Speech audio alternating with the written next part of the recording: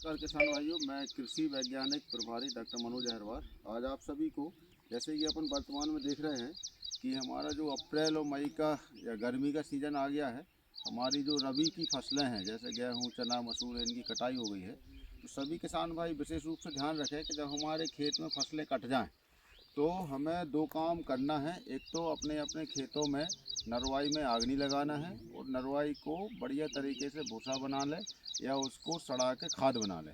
दूसरा हमारा महत्वपूर्ण काम है कि हमें अपने जो खेत हैं, खाली खेत अगर हैं फसल कटने के बाद, तो उसमें हमें मिट्टी परीक्षण करवाना है। जी। जैसे अपन अभी देख रहे हैं कि हमारा जो पूरा जैसे 1 एकड़ का 2 एकड़ का खेत है, तो इसको हम 4-5 जगह से मिट्टी लें और बढ़िया तरीके से हम मिट्टी का सैंपल तैयार करें। सैंपल तैयार करने का एक तरीका होता है कि आपका जो एक बेटिया होता है या 6 इंच गहरा हम भी आकार का गड्ढा हमें ज़मीन में खोदना है और फिर हमें उसके किनारों से, अगर हमने यहाँ गड्ढा खोद लिया है और इसके फिर हमें किनारों से मिट्टी को लेना है और बढ़िया तरीके से ऐसे 4-5-6 जगह से करना है, जिससे हमारे पूरे खेत का प्रतिनिधित्व आ जाए।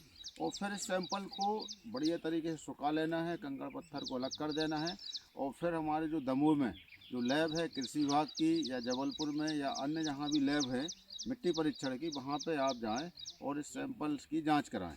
इस जांच कराने से क्या होगा कि मिट्टी में कौन कौन से तत्व हैं, जैसे आप लोग कहते हैं कि यूरिया, डीएपी, और इनमें जो तत्व पाए जाते हैं नाइट्रोजन, फास्फोरस, पोटास, जिंक और अन्य चीज़ें, वो बड़े अच्छे तरीके से इसमें पाए जाते हैं। तो हमें पता चल जाता है कि हमारी मिट्टी में कौन कौन से तत्व कितनी कितनी मात्रा में हैं।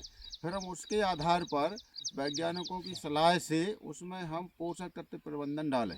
अभी किसान भाई अंदाजे से उर्वरक वगैरह डालते हैं कि भाई 1 बोरी डीएपी डालना है या 1 बोरी यूरिया डालना है, तो उससे हमारा जो उर्वरक का जो है लॉस होता है और लागत बढ़ती है।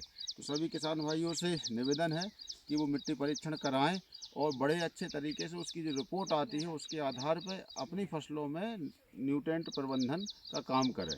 नमस्कार।